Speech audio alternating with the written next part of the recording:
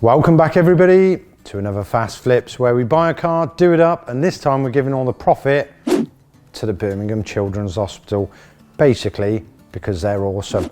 So I bought this Series 1 Lotus Elise. It's been hiding under a cover for the last 10 years. It is absolutely mint with not a single fault on it. And in the last video I removed the cylinder head and sent that off to be skimmed. So for the next couple of days we got to get on with something else. So let's get cracking. Right, let's strip the rest of this car then. I expect this front, if it's anything like the back, there'll be a million little bolts all the way around it.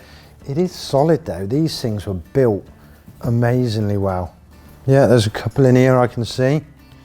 But we know the bonnet's going to come off, and that front comes off because you can buy them separate. They're about 1,800 quid. So we're definitely going to save this.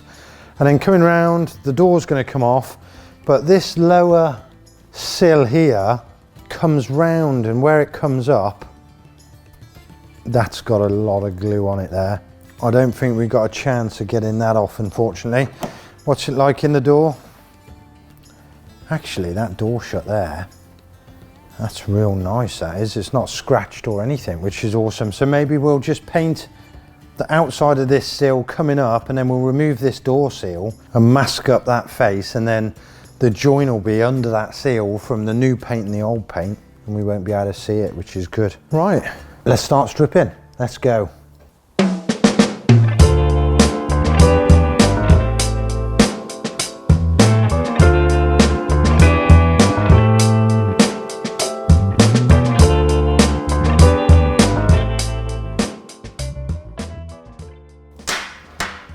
So one question that I've just seen the answer to. I was thinking the other day, these get sold all around the world. It's got fiberglass doors, which are weak. You know, they have to go through crash tests, side impact tests. What makes these doors so strong? Have a look at this.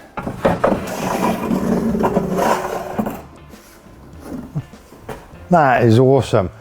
Look at that. And then when you shut it, it lines up with the striker pin there. And because that is bolted to the catch this side of the door, that means it's connected to the front bulkhead there with the hinge, and then comes back, and then the back part is obviously bolted to this massive roll cage. So it makes it quite a strong crash structure, that. What an awesome design. Brilliant. We can carry on with the front now though. I can see more bolts. Little Allen keys hiding away. So yeah, let's carry on. So continuing stripping this front end, let's get it up in the air, get those wheels off. Then with a bit of wiggling, the wheel arch liners come out, and I can see in there that big electrical connector. That's all the front lights disconnected, ideal. Then under the front we've got a couple of Allen keys. There's two more on the top, and then another couple in that door shut. Hopefully there's nothing left on. Oh, wiring loom's clipped in still. There's always something, isn't there? That got it. Whoosh.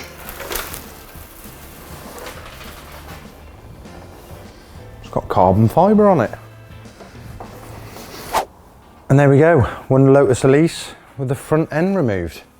It looks pretty awesome, doesn't it? I like the way they've mounted these spotlights in the crash box. You could almost put some headlights on and just drive it around like that. Get a lot of attention from the police, I expect though. This, I thought it was carbon fibre when I first took it off, but it's like a plastic fiberglass mix composite. So I suppose looking at this, we could have painted it with the front on. But one, I hate overspray, and two, I'm a bit weird. I like cleaning stuff and making it nice and shiny. And now with the front off, I can get in here with a jet wash and give it a good old clean. Like you look at the chassis here, a couple of wipes, and then yeah, that's gonna come up looking good. The shockers though, they are covered in rust. Even the casing down the bottom looks real ropey. Same on the back. But a bit worse, I think. Where's my screwdriver? Where, yeah, you can see there, it's just flaking off around the bottom, even around the top. You know, I mean, it's just external paint around the top, but I really want to make this look good after, so might look into seeing if somebody's taken standard shocks off and fitted a coilover kit or something, and we can get some standard ones again. Right, the head is due back tomorrow. I'm gonna now probably just try and unseize all the brakes. So once I get the head back, we can get it on, I can roll it out, and then we can absolutely smash this with the jet wash and give it a good clean, especially all the mouse turds that are in the boot, which we've got to sort. Right, I'll see you hopefully when the head's back. So before I remove the brakes, I thought I'd better strip the interior. If I catch these seats with a jet wash, yeah, I bet those are mega bucks. Underneath the seats was some hidden treasure. I'm now £4.60 richer, but I'll put it in a charity box. Then these Elises, they come with a netting on the back to store stuff in. I found even more treasure. Check out these super stylish glasses. And something else I ain't seen in 10 years, an airbrush. So once I've finished brushing all the knots out my beautiful long hair, it's time to look at these brakes and see why they're seized. It's an easy job though. I found the brake pads here are held in place with these 2 pins, and they're totally seized solid on them. So we're just gonna tap them out with a hammer and get the grips in there and give them a good wiggle and get them out. And then once I've done that, the discs actually moving already, ideal. So for now, just to roll it outside to give it a wash, I'm gonna clean them and grease them and pop them back in, and then go around all the other brakes and do exactly the same. Awesome, that was a good phone call this morning. I only dropped it off yesterday.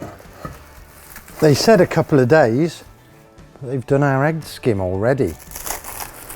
They've wrapped it up and coated it in a bit of oil, but yeah, that looks mega good. They said it only needed the tiniest bit taken off it to get it dead flat. I suppose it never overheated, so it shouldn't have warped really. But yeah, they've done a good job of that. Right, time to take all the valves out and try not to smash the valve spring remover on the head when we're doing it, because we don't want to chip anything, do we? Right, let's crack on. I've always loved working on cylinder heads, stripping them down, setting everything out in order, getting ready to give it a good clean. There's nothing better. Lapping in the valves, I'm going to start on the exhaust side first. They're always the worst out of the two. The valves run hotter and they're more likely to get pit marks in them. So we're going to do these of a ratio of about 8 valves per cup of tea, spending a little extra time on each one, getting them absolutely perfect. And then we're halfway across the inlets. These are turning out mega nice. You can see in here the nice clean seat mark we're getting there compared to the old ones. They've almost bronzed in colour. That's usually down to just like stagnant fuel going through it. But yeah, it's looking good. You can even tell on the valves. So we've got the old valve there, put the new valve next to it, and you can see that nice clean seat mark now compared with the old one. It's always quite satisfying doing something and seeing the reward straight away of it being nice. But yeah, they're looking good. Just got 2 valves left and then new valve stem oil seals, and we'll start putting this back together, ideal. It's weird to think that, I mean, years ago, doing all this was just part of a 20,000 mile service. You know, people moan about service costs today. They should have lived in the 70s. 20,000 mile service, head remove, decoke all the valves, and do this every time. I think a 60,000 mile service was take the engine out and regrind all the crank and everything. But yeah, engines have come a long way since then. I enjoy this, it's good fun.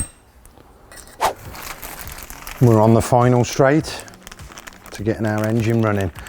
So this new egg gasket set, it comes with these, a set of metal dowels, because the old ones these plastic ones used to degrade and fall apart. And the one that is on the cam belt side, that is actually in an oil way. So yeah, little bits of plastic used to fall inside down into the oil, which is no good. Right, where is our head gasket? There it is. Oof. Have a look at that, that's much better. It's got one larger silver metal piece through the middle and then the little black layers either side. You have to handle these head gaskets like a CD around the outside, because any grease spot gets on that, it's going to heat up more in that grease spot and then the head gasket's going to go. But yeah, this engine should be good now. All the problems that were wrong with these engines we're about to fix, so it's going to be mint after. We got our new head bolts. They're awesome. They cost nearly as much as the head gasket set, just because they are massive. Enough chatting, let's get this back together. Let's get that new head gasket on. Let's sit the head down and then do up these super long head bolts. Hopefully we're not going to snap any. Okay, remember when we stripped all the front end, wheels off, front doors and interior and all that lot? Well, I've noticed something. The more I put of this head back together, this problem's starting to occur. The car is now floating on those front pads. It's actually balancing on the middle, so I think I've got to move them back a bit in a minute. Right, the cam belt. This is the old one, still in here. We haven't got it out yet because this engine mount is in the way, but I've thought of an idea to save us a bit of time. What we're going to do is cut the old one off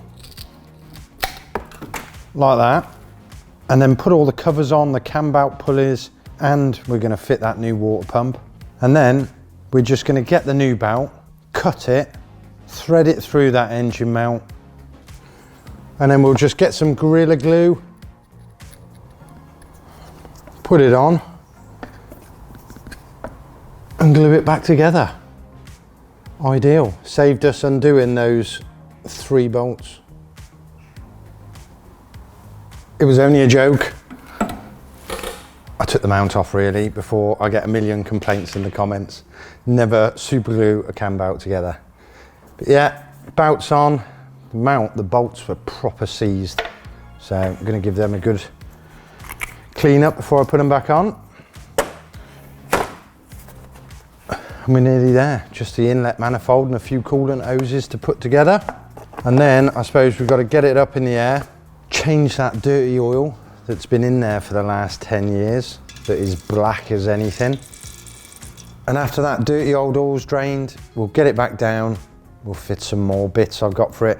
We got a brand new distributor cap and rotor arm and leads, and of course we're going to change those old spark plugs out because they looked proper knackered. And then with the oil filled up, we're ready to go. I did change the fuel filter while the old one was off. I got me suction pump, sucked all that dirty fuel out the tank because yeah, it was proper stinking, and just filled it up with 5 litres of fresh stuff just to run it up. I'm going to leave the coil lead off just for a couple of cranks to try and get all this nice fresh new oil all around that engine before we fire it up. Yeah, we're ready to start it. Let's hope I've done a good job. Actually, we got no battery in it. Where's the battery? Right, the battery, it goes somewhere in here, down this hole. I never took it out. John must have taken it out to charge it, and that was the end of it. But it sits right on the floor. If you imagine that's the length of my arm, it's all the way down in there. It's actually full of leaves as well. I'll give this a clean, we'll get the battery in, and then we're ready to start it. Awesome. Right, I've had a bit of a game with this. I fitted the battery, but I couldn't get the alarm to turn off. It wouldn't crank over.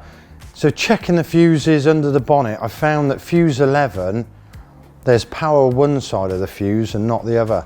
Now fuse 11 runs the immobiliser and the interior lights, and every time I put a new fuse in, it popped. So I've had to pull out all the interior light switches, the interior light out the dash, and disconnect all the wiring, and it's not popping now, which is good. And if we click the alarm, you can hear we got a fuel pump now, which is awesome. So either a mouse has been in there and chewed the wires, or yeah, we got an issue with that. But for now, let's crank it with the coil lead off.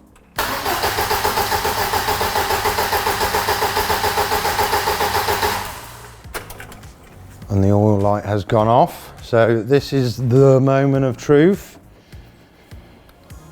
Right, coil lead is on. Are we ready?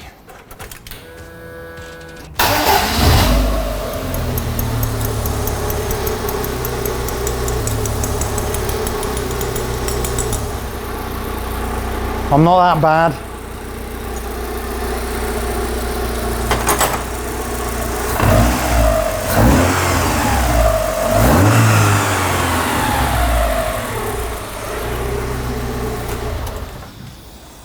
Still got to check the oil level yet, and the coolant.